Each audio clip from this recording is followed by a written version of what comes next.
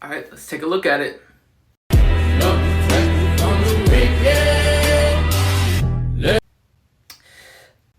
This is usually a red flag for me right from the start. Now, let me explain. They're starting it with the basis of just because I leave the church doesn't mean I'm walking away from the Lord, which although that is true, that's not healthy to do either. I have seen so many friends of mine that have walked away from the Lord, and the first thing they did was they stepped out of the church. And what that does is it removes you from accountability, from community, from everything that would help you in your journey with Christ. You're doing everything solo. It's like you're going alone, and where we're already going to be under spiritual warfare and everything. So like going out by yourself is not a good idea. You need accountability, me included. Whenever I see people say like, well, I'm not leaving God, but I am leaving the church, there's already something off in their spiritual journey. Know your name. Let me let them know the pain, sacrifices you made. Won't let. Oh. Discernment, quote unquote discernment, is not really a good way to justify your actions, because discernment, from what I see most Christians describe, is God revealed to me things in the spirit realm that he doesn't reveal to everybody else. Which, again, is an automatic red flag. Most of the time, that's how cults start. So whenever people say, I have discernment, then my next question is, okay, what did you discern? So let's see what she discerned. Lord, it's your world, we're just spinning in it. Lord, it's your world, we're just living in it. Oh, don't you tell me how to feel. This is not discernment. These are questions, which is okay. But you don't want to make a final decision on something about something you didn't even understand. That's a really bad idea.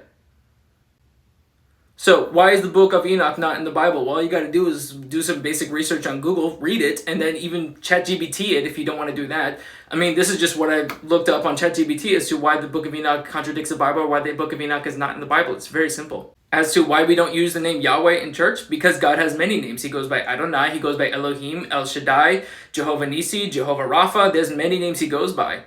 The reason why we say Jesus is because Jesus is the English translation of Yeshua, which is Jesus in Hebrew.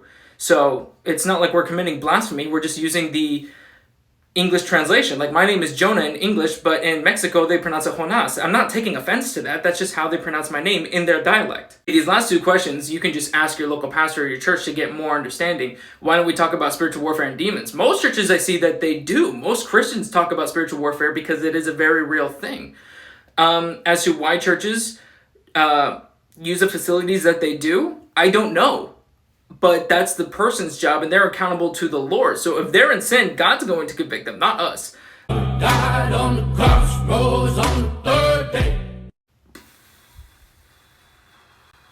This is a giant red flag for me as well. Now, I'm really trying to give her the benefit of the doubt, but all of this doesn't seem like good Christian digestion of decision.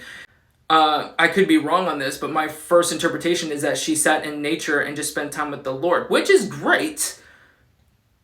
But if you're going to navigate your relationship with the Lord, you need the Bible too. You need his word too. You need the body of the church with pastors who have walked their faith in Jesus Christ for multiple years, longer than you have, longer than I have, to help us navigate this stuff.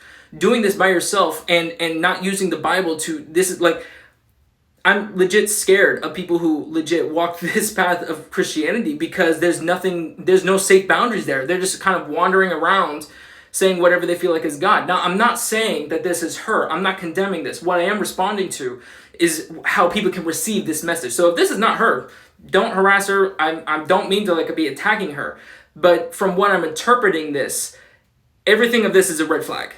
Where you're by yourself deciding what you think God is like, what you think God wants for you, but you don't have accountability, you don't have pastors, you don't have spiritual authority under your life, like Hebrews 13 talks about. You're not honoring the Bible, you're not honoring the word. Like, this leads nowhere good.